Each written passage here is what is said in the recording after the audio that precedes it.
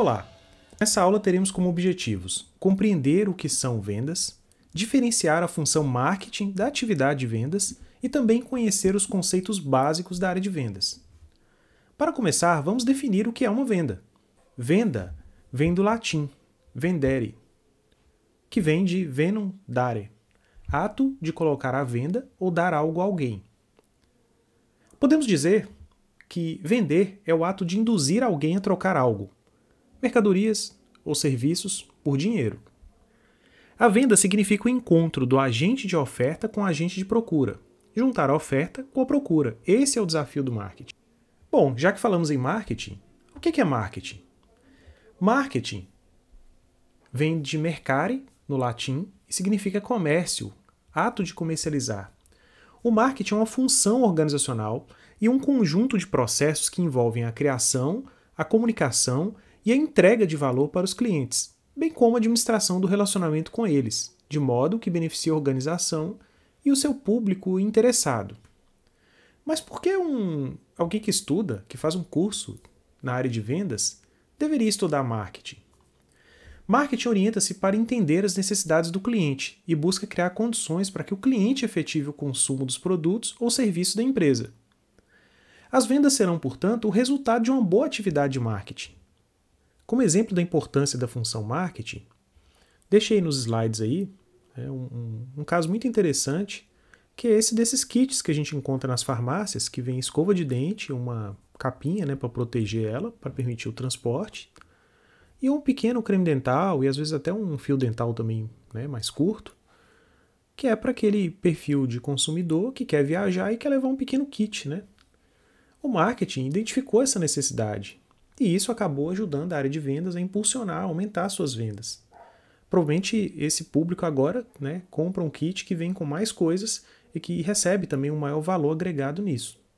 Já que estamos falando de marketing, é interessante a gente pensar um pouco em como foi a evolução do marketing. Nós podemos falar então em 5 grandes fases. Temos uma primeira etapa, o pré-marketing. Não havia até 1900 uma área específica de estudo. É claro que existia preocupação em vender e entender as necessidades dos clientes, mas isso se torna uma atividade mais profissionalizada a partir de 1900. Com o próprio surgimento da administração, entre a década de 1900 e 1920, vão aparecer os primeiros estudos com o nome marketing, enfatizando a distribuição dos produtos. Numa segunda era, a partir de 1920, a área de marketing passa a ser formalizada, elaboram-se princípios de marketing e se estabelece também infraestrutura de desenvolvimento desse conhecimento.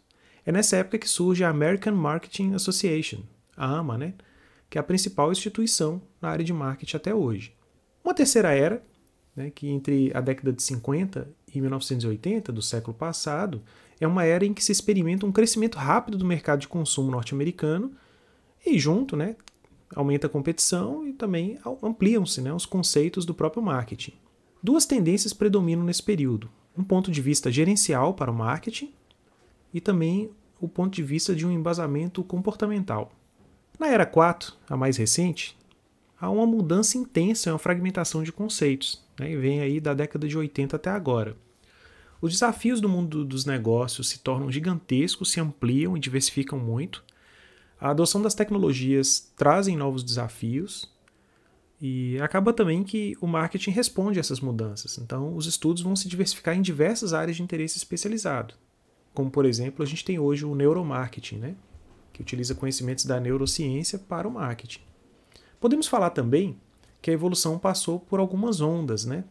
Então nós tínhamos, podemos chamar de marketing 1.0, em que o foco era no produto. No marketing 2.0 entende-se que os serviços agregam valor a esses produtos. E aí o marketing se orienta para os serviços. Num terceiro momento, o marketing se orienta à experiência, em que se amplia a visão para além do serviço. E aí, mais recentemente, a gente tem um foco na emoção e na humanização. Todo esse progresso se deu pelo aperfeiçoamento do entendimento das necessidades e desejos dos clientes. A gente já estudou a hierarquia de necessidades de Maslow e vimos que as necessidades elas vão surgir a partir de alguma percepção de desequilíbrio entre alguma situação real do consumidor, do cliente, e uma situação desejada que ele gostaria de alcançar. A hierarquia de necessidade de Maslow né? Foi pensada pelo teórico, imaginando que nós temos necessidades básicas de segurança, sociais, de autoestima e autorrealização, e elas vão progredindo numa hierarquia em que, à medida que uma se completa, a próxima surge. Houve um entendimento posterior de que, na verdade, a gente tem um pouco dessas necessidades todo o tempo e elas vão, à medida que vão sendo satisfeitas, elas vão gerando outras, em todos esses níveis ao mesmo tempo. O entendimento também do que é necessidade e o que é desejo também se aprofundou mais, né? A necessidade tem a ver com um pensamento mais inconsciente. Ela tem origem ali, talvez, da identidade, de aspirações pessoais, e pode surgir de sensações físicas ou mesmo de fontes externas, mesmo pela ação mesmo do marketing das empresas. Ela tem essa característica de ser involuntária. A necessidade ela é automática, né? Envolve aspectos mais básicos da conduta. O indivíduo não consegue sobreviver sem satisfazer essas necessidades. Imagine, por exemplo, fome e sono, né? Não tem como você viver sem isso. E para a gente ficar motivado, tem que ter algum nível de autorrealização, né? Todas elas, de alguma forma, precisam ser satisfeitas para a gente viver. Agora, os desejos, eles vão ser algumas aspirações que vão depender de nossa vontade. Eles são voluntários, a gente escolhe. Eles são alheios à sobrevivência. E aí existe uma grande discussão, né, de como que o marketing ele procura atender as necessidades, mas de alguma forma também ele gera desejos. E às vezes as pessoas vão ter uma propensão a consumir nem sempre coisas que elas realmente precisam. Bom, independente dessa discussão, né, nós temos algumas situações em que as empresas se esquecem, né, de ficar atentas às necessidades, aos desejos dos clientes. Essa limitação, essa visão restrita da empresa sobre o seu negócio é conhecida como miopia de marketing. O termo foi proposto pelo Theodore Levitt na década de 60 e o exemplo clássico é o da Kodak. As máquinas digitais surgiram há pouco mais de 20 anos, né?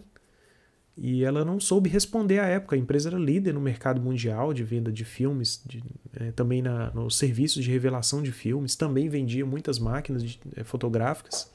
E ela não soube responder essa mudança do perfil na necessidade do consumidor e acabou sendo engolida pela mudança. É interessante que mesmo as máquinas digitais mal existem hoje, né? Nós tiramos fotos com celulares. Bom, ainda pensando sobre a evolução do marketing, a gente pode relacionar essa evolução do seu entendimento, do que ele é, com o papel também da força de vendas. Então aqui a gente tem uma associação de 4 ideias sobre o que o marketing faz e como que o papel de vendas atua. A troca vai ser aquele ato de obter um objeto desejado de alguém, oferecendo alguma coisa em retribuição. O marketing vai ocorrer quando as pessoas decidem satisfazer as necessidades e desejos através da troca. E o papel da força de vendas, nesse caso, vai ser intermediar essa operação, né? Vai intermediar a operação de venda ou compra entre comprador e empresa. O marketing envolve uma transação. A transação consiste em uma negociação de valores entre duas partes. Trocam-se valores. E aí, novamente, o papel do vendedor é de intermediar. Se a gente pensar no marketing como uma transferência, a transferência ela vai ocorrer quando não há contrapartida pela posse do bem. É como se fosse uma doação.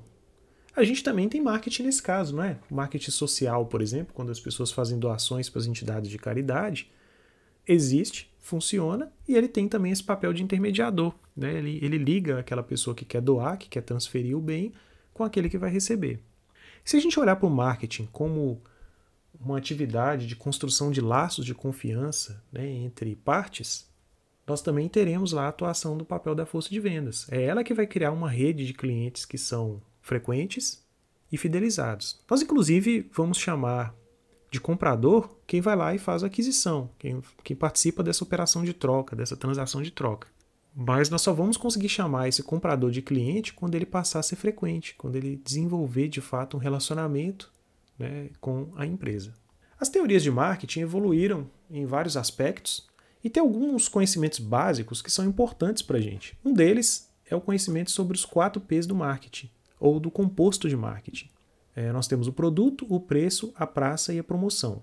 Quando a gente decide a nossa estratégia de marketing, quando a gente estrutura o setor, todas as decisões que a gente toma envolvendo a questão marketing, ela vai envolver o projeto do produto que a gente vai oferecer, ele precisa atender uma determinada necessidade. Isso vai desde A embalagem, até a composição química, até o nome que a gente vai dar, todas essas coisas, né?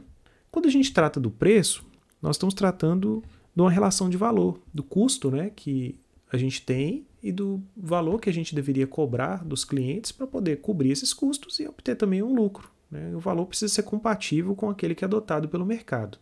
O preço precisa ser bem pensado. E nós, quando estamos falando de preço aqui, não estamos falando só do valor que vai ser cobrado, mas também da forma de pagamento, né, de como que a gente vai propor isso para o cliente, todos esses aspectos. Quando a gente trata de praça, nós estamos tratando da localização. Então, a gente está pensando como que o produto vai ser distribuído para o cliente, como é que ele vai chegar até o cliente. E aí nós temos um P, que é a promoção, que tem toda a relação, e por isso está destacado aí na figura, com o marketing, com as vendas. Na promoção, a gente vai pensar como que a gente vai fazer a divulgação do produto, ou seja, como vão ser feitos nossos esforços de propaganda, se nós vamos desenvolver alguma ação de merchandising, que tipos de incentivos vamos oferecer para esses clientes e também como vamos estruturar, como vamos gerenciar, como vamos realizar as nossas vendas.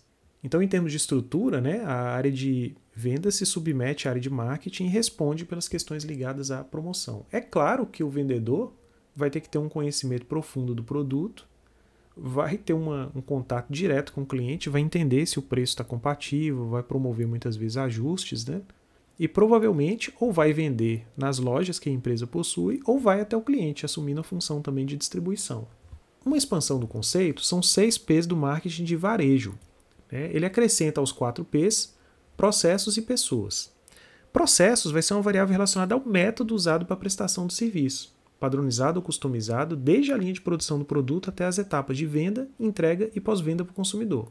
Já o P de pessoas vai representar todos aqueles responsáveis por fazer a marca existir. Afinal, sem pessoas não tem negócio. E no caso particular nosso, né, as pessoas são os vendedores. O nível de desenvolvimento das pessoas que vão prestar esse serviço, né, dos vendedores que a gente vai ter, será um fator fundamental para diferenciar a empresa do mercado. E isso pode ser alcançado pelo treinamento e motivação.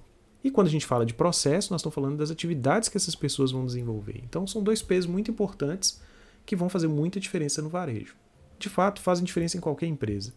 Uma outra perspectiva interessante também é dos 4 A's do marketing. O Richards ele propõe a análise, a adaptação, a ativação e a avaliação como fases do marketing. A fase de análise é aquela em que nós vamos identificar nas variáveis externas, o macroambiente, o ambiente onde a empresa funciona, e internas, ou seja, seu microambiente, as oportunidades que ela tem de mercado. Uma vez que ela percebe essas oportunidades, ela vai se adaptar, vai identificar aqueles fatores de impacto que a fase de análise ajudou ela a entender e vai adequar os produtos e serviços da empresa às exigências desse mercado. Uma vez que o produto ou serviço é adaptado, nós vamos colocar isso em prática. Então, a ativação envolve colocar o plano de ação em prática, oferecendo o produto no mercado segundo os canais de distribuição que forem escolhidos, de forma que se atenda àquelas oportunidades que a análise percebeu. O próximo passo, então, vai ser fazer efetivamente o marketing dos produtos e serviços já preparados, colocando à disposição efetivamente dos clientes. Numa etapa final de avaliação, nós vamos avaliar os resultados para saber se tudo deu certo. A ideia é dar um embasamento para decidir se a gente continua com essa estratégia que a gente definiu, se a gente modifica ou se a gente interrompe as decisões de marketing já tomadas. Ainda uma outra perspectiva, a dos 4 Cs do marketing, ao invés de utilizar produto, preço, prazo e promoção, utiliza cliente, conhecimento, conveniência e comunicação como expansões desses conceitos. O cliente vai ser entendido como quem compra com frequência, então ao invés de olhar para o produto, eu olho para o cliente, eu foco nas necessidades dele, entendê-lo primeiro, para eu direcionar minhas ações de marketing. Eu vou então procurar ter conhecimento do mercado, das necessidades e preferências desses clientes, de forma a ter uma boa relação de custo com esses clientes, oferecer os produtos a um preço que entregue valor de fato e que adicione valor aos clientes. Também vou buscar a conveniência, ou seja, ter facilidades aos clientes para estimular a compra. E essas facilidades podem ir além simplesmente do praça, da localização, da loja física. A gente pode oferecer também serviços digitais que melhorem o nosso serviço e o nosso produto. E por último temos a comunicação. Ao invés de apenas talvez vender o produto, nós vamos divulgar, anunciar, promover produtos e serviços em interação com o cliente. Nós vamos criar um relacionamento, vamos criar um canal aberto para o cliente também interagir com a empresa e desenvolver o nosso produto e serviço de forma que atenda ele plenamente. Temos também os 4 E's do marketing. Lautenborg e Nascimento propõem um modelo em que nós vamos estimular o cliente a comprar por meio de 4 E's: entusiasmar, emocionar, enriquecer e enlouquecer. Bom, primeiro eles propõem que o papel do vendedor vai ser animar a venda para entusiasmar o cliente a comprar. Então ele tem que fazer qualquer coisa para o cliente ficar empolgado, né, para comprar aquele produto ou serviço. Muitas vezes também ele pode recorrer às emoções do cliente e ele pode emocioná-lo para conseguir fechar a compra. Eles propõem também que toda negociação deve ser do tipo ganha-ganha. Ela tem que ser boa tanto para o vendedor quanto para o comprador. É o que eles chamam de enriquecer. E por último, eles defendem que a felicidade de compra precisa significar para o cliente algo encantador, levando ele a enlouquecer de alegria. Então é uma perspectiva bem interessante que envolve emoções, os sentimentos, envolve motivar de fato o cliente, estimulá-lo a comprar, utilizando essas outras características, né, emocionais dele. Em resumo, então, podemos dizer que nós temos aí 4 perspectivas teóricas que vão definir quais são as funções ou o processo do marketing, os 4 P's, os 4 A's, os 4 C's e os 4 S's. E nelas, o papel do vendedor ele muda um pouquinho, né? Vamos ver que, no caso dos 4 P's, a gente vai estar mais preocupado em atender as necessidades como vendedores. Então, a gente precisa ouvir o cliente e oferecer produtos que sejam distribuídos em determinados canais a um preço compatível com as necessidades que esse cliente tem. Quando a gente trata dos 4 A's, nós estamos falando em identificar e atender as necessidades. Veja que o vendedor assume um papel que é bem característico do marketing, né? Que é de identificar as necessidades. Ele não só atende, mas ele também fica atento continuamente a compreender as novas necessidades do cliente que vão mudando ao longo do tempo e vai oferecendo, né, produtos e serviços que de fato atendam a essas novas necessidades. Quando a gente analisa pela perspectiva dos 4 Cs, o papel do vendedor passa a ser o de proporcionar conveniências. A ideia é facilitar ao máximo a vida do cliente e adicionar valor com isso ao produto e serviço, aumentando os lucros também da companhia. Por último, a gente tem os 4 S, né, e o papel do vendedor nessa perspectiva é de acelerar, de motivar a decisão de compra. Veja que há uma evolução, né, nessas perspectivas e nós podemos trazê-las, né, para o nosso dia a dia como vendedores. Bom, nós vimos nessa aula que a atividade de vendas não pode prescindir do marketing. E vice-versa, o marketing também não pode prescindir das atividades de vendas. Podemos até afirmar que o vendedor é o profissional de marketing da linha de frente. Assim, esperamos que, ao final dessa aula, tenha ficado claro para você o que são vendas, que você tenha conseguido diferenciar bem a função marketing da atividade de vendas e que também os conceitos básicos de vendas tenham ficado claros para você. Caso tenha dúvidas, entre em contato, estaremos à disposição para atendê-lo. Bons estudos!